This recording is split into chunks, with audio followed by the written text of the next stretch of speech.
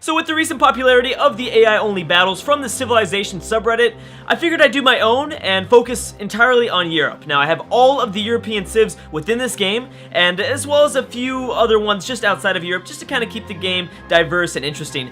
So hopefully you'll be able to find one to back up and root for. I know I certainly will. I have my predictions. We can all predict together, and this should be pretty interesting to watch. So real quick, I want to give some information out before we just begin to hit the next turn and watch as the AI grows and expands and goes to war against each other. First of all, I'm not trying to be biased. I do have a favorite, or I guess a hopeful, I'm rooting for Warsaw. I'm rooting for Poland here. I really like Poland. I like their unique ability. I like the way the AI runs Poland. I think Poland is a very successful civ in most of the games that I play against. That doesn't necessarily mean that that's the civilization I think that's going to win. I'm just saying that they're one of my favorites. I'm going to be rooting for them throughout this entire game, just because, I mean, they're going to have a possibility to expand out here towards, Russian lands that, are pretty much unsettled by most of the other civilizations. Even though I do think that Catherine is going to be very expansive, I think she's got a lot of raw resources out this way. It should be very interesting. So we are playing on deity. All the AIs are set up for deity. I think the biggest issue when kind of watching these, well, so far I don't think I've seen an AI video playthrough the way in which I'm going to do it. I'm going to kind of narrate as we go through the turns. I'm going to set up the storylines. I mean, we're going to talk about it. We're going to see different things, and hopefully it'll make it pretty exciting, just as exciting as they are in the Civilization subreddit. So the thing about, I think, the AI only battles, the problem is that they start off really, really slow, and I think one of the biggest issues for that is that they don't always, not all of them start off on deity. I want to start off on deity because this is where the AI is given the most amount of different resources from the very beginning. Usually the first 100 turns is pretty boring. And since we have such a interesting map, I don't think this is going to be very boring. We've got way too many, I mean, because they're on deity, everyone starts off with a settler. So we're going to see those second cities, and we're going to see as these nations begin to form very, very early on, within this first video or the second. So I'm really interested to see. Also, we may even see a few wars break out, because as you can see, the AI on deity mode obviously starts off with 3 warriors, and they also have a scout, so they'll be able to kind of go out and find some ruins and stuff like that. I do have the score list, as you can see, so I know you guys are all very interested in that whole thing, as well as I do have Info Addicts. I know that that's a very, very crucial mod to be running during this time, so it's pretty much just the Not Another Earth Map mod. That's how you say it, right? Mod. And it's specifically the Europe version of that particular mod, and then, yeah, just the Info Addicts. That's it. That's all I'm running, nothing else. So this should be very, very interesting. The first thing that catches my eye within this world is look at all these crabs. There is plenty of crabs within, in between the British Isles as well as the Scandinavian region here. The only problem is that no one's going to be able to reach it. That's the interesting part, is that the Celts, they'll be able to reach, what, maybe if they're lucky, 2? Yeah, 2. I mean, there's a lot of crabs out here, but no one's really going to be able to take advantage. They're going to kind of have to go through the ring of crabs. I guess that's what we're going to call this, the ring of crabs. Again, I've already gone over my particular, civilization that I'm rooting for. I'm rooting for Poland. I like Poland. I think Kazimir runs a very good strategy. I think the AI does a very good job at running Poland. So anyways, let's go ahead and start hitting next turn. As you can see, I do have a few city-states on, and as you can see, it's already turn 1. I wanted to kind of place all the cities down so that you guys have more of a visual before we begin. You kind of know where everyone starts off and how. That's why you kind of see a lot of some of the units already beginning to move and everything like that. I just figured it's way better than looking at just settlers before they settle. So that's why we are on turn 1, and there is only one. We have I think there are about 10 city-states.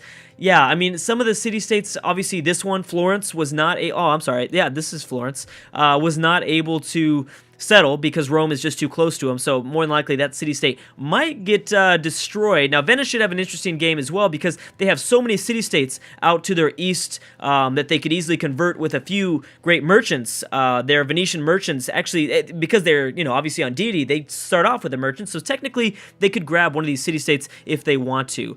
So there's going to be a lot of different battles, a lot of different interesting things that are going to go on. We're going to focus mainly on regions and civilizations, but for now, as we continue to hit next turn, I would like to kind of focus on individual civs for now. So I guess, to start off, England. England has a very interesting location. I think that they're given a few resources. I mean, nothing. I mean, they don't have an excellent spot. The thing about England is if they get up the Great Lighthouse, if they're able to get the Great Lighthouse, which I'm not entirely sure if they're going to, they're not going to have to worry about Egypt in the south. Now, we all know the AI Egypt is very, very good at building wonders, especially on deity. More than likely, if a wonder gets built, it's going to be built in Thebes. The thing about Thebes, though, and the thing about Egypt is they're not coastal. So England does have a chance here to building the Great Lighthouse. Now, this is a European map, and I'm not sure how exactly the English AI is going to really be able to navigate through the Mediterranean and up through the Atlantic Ocean up here. But if they're given the Great Lighthouse, their navies are going to be very, very powerful. Now, for the Celts, if the Celts survive this, then, they're definitely going to be taking away some of that power from England as we see some of the scouts moving up towards north, right below the Celts here. Just if the Celts manage to stay alive, more than likely, they should definitely limit the power that Elizabeth has. Now, the Celts, more than likely, I'm assuming, are going to get up the first religion because they're surrounded by forest. As we know, the unique ability of the Celts is really geared towards those religious sort of games. And I imagine that the Celts are going to get more than likely a Pantheon up first and a religion. The second, and I guess to kind of return to them, Egypt is still a big one here that could get up a religion. As I've been seeing as I play more and more of these mods, Egypt tends to get the Desert Folklore mod, Desert Folklore Pantheon, which means that they're going to get extra faith per desert tile, and starting off in this region, that's huge. They'd get so much faith, and again, they would have a very, very dominant religion into the south, more than likely spreading up north towards the Ottomans as well as Greece. Now, a region that I'm really, really excited about is the Iberian Peninsula. Now, Spain and Portugal. Here we go. The epic battle between Spain and Portugal. The interesting thing here is Spain going to get the Rock of Gibraltar? Now, Spain, well, first of all, they're going to discover it. It's only a matter of time. They're going to get a little bit of gold from that, but the AI doesn't tend to do very good with gold. That's the whole key thing here is, yeah, if Spain is able to, able to grab the Rock of Gibraltar within their cultural borders, and they slap down a city right here next to it, it's good. I mean, obviously we know that the Spanish unique ability, they get double the yield from all unique natural wonders. But, the AI doesn't tend to do so good with a lot of gold. They tend to be, pretty average when they have... I mean, I don't know, actually. I've played many games where the AI will have, tens of thousands of gold, but they don't really use it very well. So I don't exactly know how much the Rock of Gibraltar will really help out Spain. Portugal has got to play this game very expansive. It looks like they might be going out right now to settle a city. Actually, they both are. And it looks like a Spanish settler is actually trying to come over here towards the east and trying to grab all of these crabs, as well as the silk up north. It's an interesting choice. I imagine Portugal's probably going up north here, maybe possibly to grab some pearls and some other resources like these deer and this fish tile. It's interesting. Portugal's going to have to play very expansive if they're going to want to survive. And also, they're going to have to find some trade routes. Preferably, hopefully they get up some cargo trade routes. If they're going to want to survive this game, they're going to need to get some cargo ships and start trading with some other nations. Maybe like England, maybe like Morocco, if he gets up a few coastal cities, which currently he does not have very many coastal cities. Morocco, I like to include in this game. I mean, Morocco historically has a pretty big impact on Europe, and that's why I felt like I really had to include Morocco within this match. It's interesting, and they actually have a very, very good possible region over here with crabs, whales. I mean, sea resources are always very, very good. They're really, really interesting. It looks like Morocco's still wondering about where they want to expand towards. We got to remember that the AI doesn't exactly know where they're at right now. So we're going to see a lot of sort of exploration from scouts and possibly some warriors. They more than likely do not see this pretty good location for a city. It looks like they're trying to expand up towards the north and towards the east. It would be interesting to see Morocco get on the Iberian Peninsula. I doubt it, but who knows? It looks like, yeah, Spain more than likely is already going to grab one of these spots. So I don't think we're going to see that. Now, Carthage here, on the other hand, is going to have a very, very interesting game. As we know, Carthage and Dido is a really, really good expansive civ. And for most of the time, for most games I've played, if you've been watching me for a while, and I'm going to make a lot of references to this. I'll make sure I include a link in the description below of my Ottoman playthrough with a European map mod. It's not this particular European map mod, it's a different one, but A lot of the a lot of the same civs are in that game.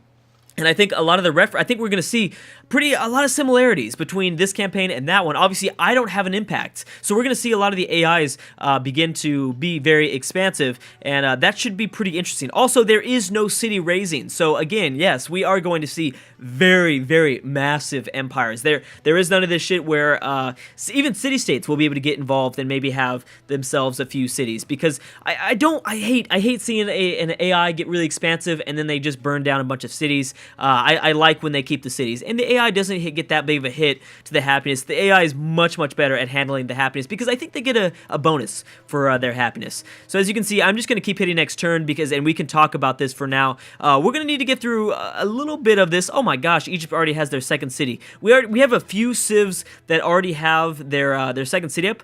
Egypt is one. Catherine of Russia is another, which is good. I mean, it's interesting because Russia has a lot of land to expand. Russia really kind of controls their own destiny somewhat here. They don't necessarily have the best unique ability. They're just going to be very expansive. They're going to have extra strategic resources. Russia does somewhat have control over their unique ability and I guess control over their destiny. They can be very good if they want to. The other one, I guess, is Sweden. And oh my gosh, Sweden actually oh my gosh, they just cock-blocked Copenhagen here. Oh man. Denmark, you just got cock-blocked within the first 5 turns. I am terribly sorry. It looks like you're going to have to get onto mainland Europe if you're going to want to expand Harold's Bluetooth. You might want to come over here towards this region. You might get some border attention immediately with Bismarck and Germany. And as you can see, most of the AIs are beginning to settle their second city. Good. Poland, my personal favorite, my hope that hopefully will win, has got their second city. Germany has begun to expand. France is still at 1, but looks like they're going to get a city that maybe, yeah. And also York has been settled here. Good for England. Speaking of, the British Isles, I think the Celts are more than likely going to have a difficult spot to choose. Maybe not. It looks like they're going to try to grab these Wales up north here. They always do have this land region. I don't know exactly how long it's going to take the AI to discover up this way, but I mean, it will happen definitely. I wouldn't be surprised if most of Europe is completely controlled by a few civs, and I think that's the key. Now, I think that, when we're looking at this game and we're trying to predict, and I would love, by the way, I'd love to see your predictions in the comment section below. Please make your predictions within part 1. That way we know by the end who got it right, who got it wrong, you know what I mean? Please let me know in the comment section below who is your favorite to win and who you think is going to win. Again, my favorite, I want Poland to win, but I don't know if they will. I think there's a chance. Now, I want to go over a few of the civilizations that I think have the best chance at winning because they're I guess they're out of this clusterfuck that Europe is in right now. A lot of these civs are going to be forced to play tall, and a lot of these civs don't necessarily play tall the best way. A lot of their unique abilities don't necessarily... I don't know. A lot of their unique abilities don't give them a lot of advantages for playing tall. So, but they're going to be forced to. Germany, the Netherlands, France, England. Obviously Venice, but Venice is naturally supposed to be played tall. So I think a lot of the exterior civs, a lot of the civs just outside of Europe are more than likely going to be some of the favorites to win. Morocco is going to have a lot of trade routes up. He should be making a lot of money, but again, AI doesn't tend to do that well with money. I think Carthage could be a favorite. Carthage should be very expansive, and I actually wouldn't be surprised if Carthage begins to land on the Italian peninsula. If Rome isn't quick enough, they will take Sicily. I think Carthage will take Sicily, but who knows? Dido might tend to stick on northern Africa here and just kind of grab this away from Morocco and Egypt. I guess they could kind of settle here on Corsica and Sardinia. That would be pretty interesting. I would like to see some interesting... I think the most interesting region, will be the Iberian Peninsula, but that's not what we're talking about right now. We're talking about exterior civs, I think, that have more than likely, logistically, the best chance at winning. Egypt is always a favorite. The AI that plays Egypt and Ramses is always very, very dominant. And, because he's going to get up a lot of wonders. And he's going to really be able to snowball. Arabia is another one. I am rooting for Arabia. I very, very much like Arabia. And he does have access to, all of this salt. As we all know, as Civ players, salt is the best. We love salt. salt is one of the best for yield, and that's a lot of salt to be kind of messed with. So I'm rooting for Arabia at some point, but I think they're my second favorite to win. They do have access to, I guess, the Great Barrier Reef. I actually don't think that's technically the right location for that to be in, but okay. Oh, okay, right? The Great Barrier Reef, I believe, is off Australia, but I'm not entirely sure. I don't know. My expertise in this region isn't the best in terms of physical geography. I'm not the best at physical geography. Looks like Arabia is actually going to settle their second city. That's good. I am rooting for Arabia. The Ottomans should be very expansive. They should clash with the Greeks, and as we talked about, Russia is going to be very interesting. Finally, I'm going to hit next turn here. Now, Poland, I want to win. Who I think's going to win definitely is going to be Babylon. I think Babylon is going to win this game. Look at the luxury resources they have surrounding them. So much salt, so much silver, so much sugar. They have access to a lot of river. They have access to desert if they get up to Petra, which I don't think they will. More than likely, Egypt will get up to Petra. I think my gut feeling is, yeah, definitely Babylon should win this game, but I think they're going to have some interesting... They might have some interesting clashes with Egypt. The thing that could stop Babylon, I think the only civ that has a chance at stopping Babylon and, you know, probably their ability to snowball is going to be the Ottomans. The Ottomans are going to be really, really expansive, I assume. I mean, Solomon likes to play this game very expansive, and I think that he could be one of the only civs that could stop Babylon and Nebuchadnezzar from achieving a science victory by the end of this game. Arabia might possibly do it, depending on how expansive Harun al-Rashid is. He could stop and hopefully go to war with Babylon a little bit, but there's only two civs. There's practically only two civs, depending on how far Russia expands, as well as Egypt.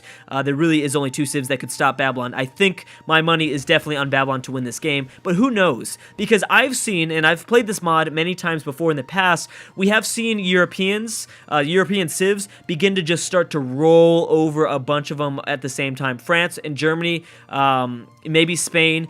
It tends to be, you know, all we need to see in Europe is one civ kind of reach out and I guess grab another civ's capital. If we see that, that's when the snowball effect begins and they're unstoppable.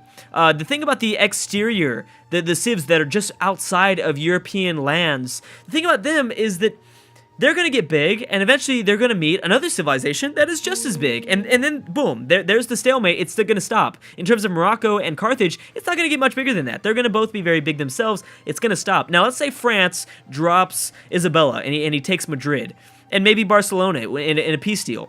He's going to have maybe 3, maybe 4 more cities bigger than all of the other civilizations within Europe. That's where he snowballs. That's where he is just going to be an uncontrollable force within mainland Europe, and no one will be able to stop him. That's just an example. So I'm not necessarily counting out the civilizations within Europe just yet. I'm just kind of, you know, discussing all sorts of different options here. Anyways, guys, please, like I said, just want to repeat, let me know in the comment section below. Who's your favorite to win? Who you want to win, and who you think is going to win? Again, I'm going to stress the importance of a part 1 video. It's amazing if you leave a like. It really makes all of the difference. I really hope you guys are excited for this series as much as I am. I'm really excited for this series. I ultimately have just wanted to do this. I mean, if you guys have been following me for a long time now, you know that I love watching the AI and how it decides to expand and what strategies are, and this is exactly what we get to do. So anyways, don't worry, future videos will be a lot faster than this. I really wanted to just get over a couple information things in part 1, and from now on here, we're just going to start, boom, next turning it, and things are going to get very interesting really quick. So anyways, guys, thank you so much for watching, and I will see you guys next time.